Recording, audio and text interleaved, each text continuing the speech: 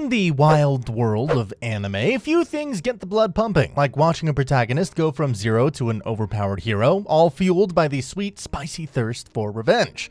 And sometimes fate does them so dirty we need to replace them from the main protagonist and turn them into the hate-filled antagonist. So, today at Honest 10, we're going to take a look at the top 10 moments in anime where the MC becomes overpowered for the sake of vengeance. Starting with Redu of Healer. 俺のかこれか好きな方を選ばせてやるよ。その10秒以内に答えないとどっちもだ。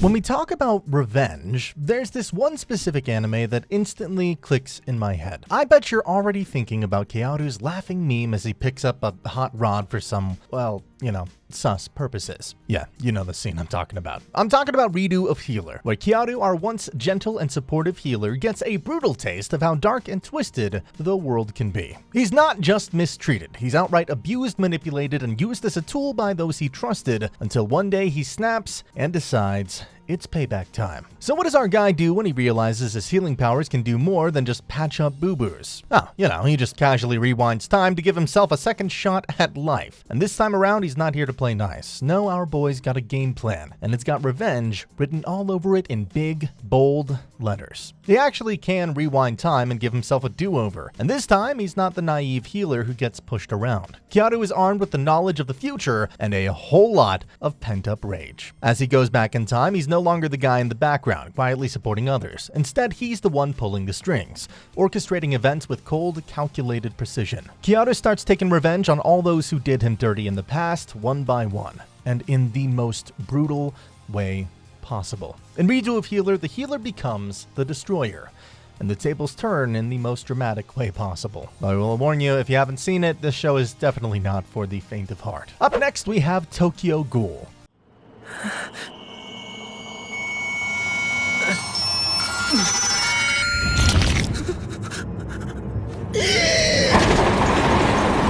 Let's talk about the dark and twisted world of Tokyo Ghoul, where Kaneki Ken's world turns upside down after an innocent date with a purple-haired girl who has a thing for human flesh. His obsession with the gothic purple hair didn't go so well, I guess. You see, Kaneki had always been the quiet and bookish type, but when Riza Kamoshiro enters his life, everything changes in ways he never could have imagined. She seemed like a dream come true until she revealed her true nature as a ghoul, a creature that feeds on human flesh. Just as she's about to turn Kaneki into her next meal, fate intervenes in the form of a freak accident that kills Rize. But this is where things get even more twisted. In a desperate attempt to save Kaneki's life, doctors transplant her organs into him, leaving him trapped in a horrifying half-ghoul, half-human existence. After the entire Jason arc, Kaneki transforms into the most brutal and terrifying ghoul. Jason subjects Kaneki to unimaginable physical and psychological torment, pushing him to the brink of madness. It's a lot of scenes that are not for those with a weak stomach. It's during this period of intense suffering that Kaneki undergoes a profound change. Consumed by anger and a thirst for revenge against those who have wronged him, Kaneki sets out on a mission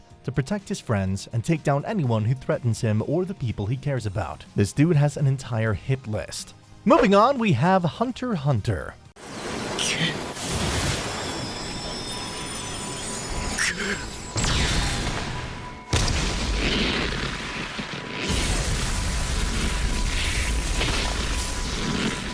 A world where adventure is always around the corner, we're introduced to Gon Freaks, a 12-year-old boy living in a peaceful life on Whale Island. You know, fishing, fresh air, and all that wildlife goodness. But things take a sharp turn when he discovers that his long-lost dad, who he thought was a deadbeat, is actually a legendary, world-famous hunter. He's basically one of those elite adventurers who take on the craziest, most dangerous jobs in the world. Inspired by this revelation, Gon decides to follow his dad's footsteps and decides to become a hunter. But becoming a hunter isn't just a walk in the park, it means surviving the brutal hunter exam, where contestants face deadly beasts, crafty opponents, and mind-bending puzzles. During one of the arcs in the anime, Gon loses his cheerful personality and becomes consumed with rage, wanting to exact revenge on the one who killed his close friend. This transformation is nothing short of monstrous, and his entire vibe shifts from, I want to be a hunter like my dad, to I will literally obliterate anything in my path. Gon's body rapidly changes from a young 12-year-old boy to a JoJo protagonist, and his hair grows pretty wild and long, resembling a primal beast. While his transformation is incredible, it's also a tragic reminder of how much he's lost and how far he's willing to go to make things right, even if it means losing himself in the process. And we cannot leave out Castlevania.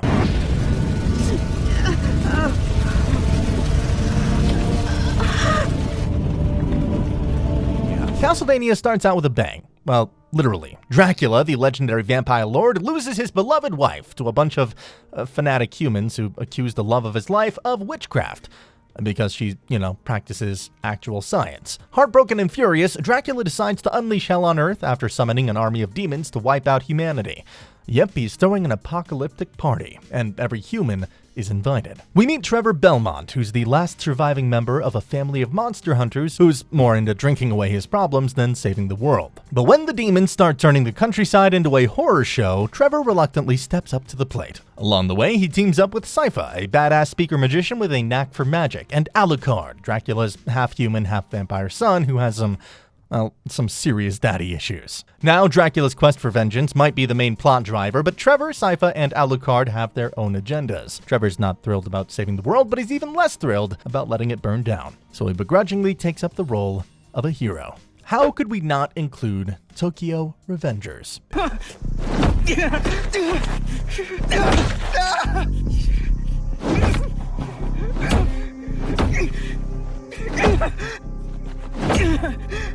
I'm sorry. If you're into gang wars, time travel, and rooting for an underdog, then Tokyo Revengers is your jam. You see, our MC, Takemichi, is a 26-year-old loser with a dead-end job and no prospects. But his life turns upside down when he learns that Tadakasaki, a notorious delinquent, brutally murdered his ex-girlfriend, Hinata Tachibana, and her younger brother. Just when you think things can't get worse, Takemichi finds himself mysteriously transported back in time to his middle school days. Yep, he's suddenly back to being 12 years old, a time when his life was full of potential and, well, a bit of trouble. Determined to save Hinata and fix his shattered life, Takemichi infiltrates the Tokyo Manji gang, despite being a baby when it comes to fighting, because, well, if he doesn't try, he'll just lose his girl the same exact way. This is a revenge story where Takemichi travels back in time and puts himself on the front lines just to save the people he loves. And come on, be honest, if it were you, would you do the same? Next up is Akame ga Kill. Tatsumi, your emotions are causing it to evolve. Incursio's bonding with you!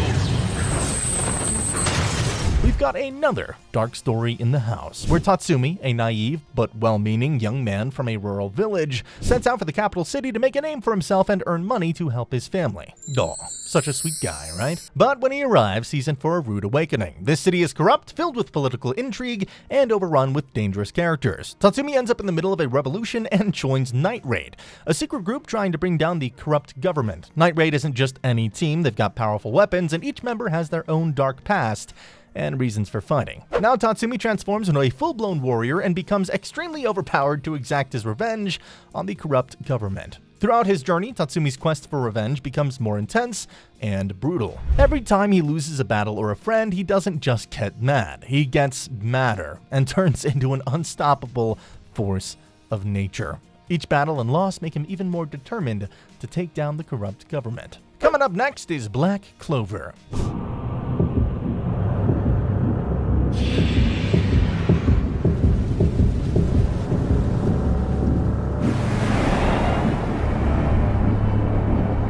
Black Clover takes us to a world where everybody's got a little bit of magic in them, except for our boy, Asta. But hey, Asta's story doesn't end here because he has a drive that's practically off the charts. While everyone else is flexing their magical prowess, Asta's out there doing push-ups and shouting motivational quotes at himself. And guess what? After all of his hard work and relentless spirit, he gets his hands on a grimoire, a four-leaf clover one, no less, the mark of a demon. Asta's best friend and rival, Yuno, is a magical prodigy who can whip up spells like nobody's business. They both dream of becoming the Wizard King, the ultimate mage of their kingdom. So naturally, they set out to prove themselves, and when the time comes to choose their magical squads, Yuno gets a prestigious spot in the Silver Eagles while Asta ends up in the Black Bulls, a ragtag group of misfits with a reputation for being the kingdom's most dysfunctional squad. Still, Asta's out here to become the Wizard King and show everyone he's not just a magicless nobody. His journey's also about proving the doubters wrong, as it's about achieving his dream. Of course, next up we have Demon Slayer. Nezuko! What happened? What's going on here? What happened to you? Tanjiro Kamado's life is so peaceful that even the birds seem to sing in perfect harmony. But all of that changes in the blink of an eye when Muzan Kibutsuji shows up and slaughters his entire family. The only survivor is his sister, Nezuko, who's been transformed into a demon but still has a little bit of her humanity left. Determined to save her and find a way to turn her back into a human, Tanjiro becomes a demon slayer, basically a superpowered warrior with a serious grudge against demons. And he only has one goal in life, to kill Muzan and save Nezuko. Along the way, he makes a lot of friends and companions who share the same goal, to exterminate all the demons from the face of the earth. Tanjiro goes through some intense training and becomes overpowered, handling a bunch of high-ranking demons on his own. He pretty much looks like a buff saint at this point. This anime is on a legendary level, literally. It's one of the best revenge stories out there, so make sure to check it out if you still haven't. I will seriously judge you if you haven't seen Demon Slayer yet. What are you doing with your life? And here's Attack on Titan, the anime that made us all question our trust in walls and our sense of security.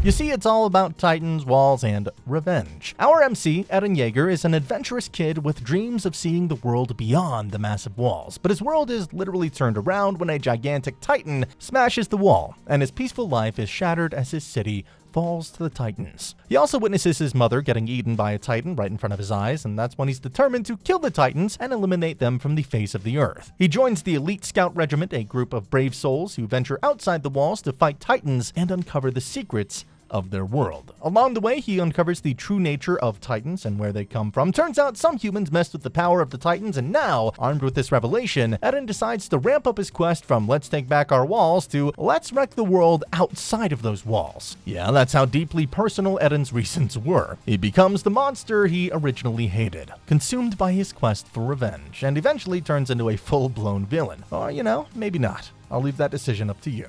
And finally, we have arrived at Vinland Saga.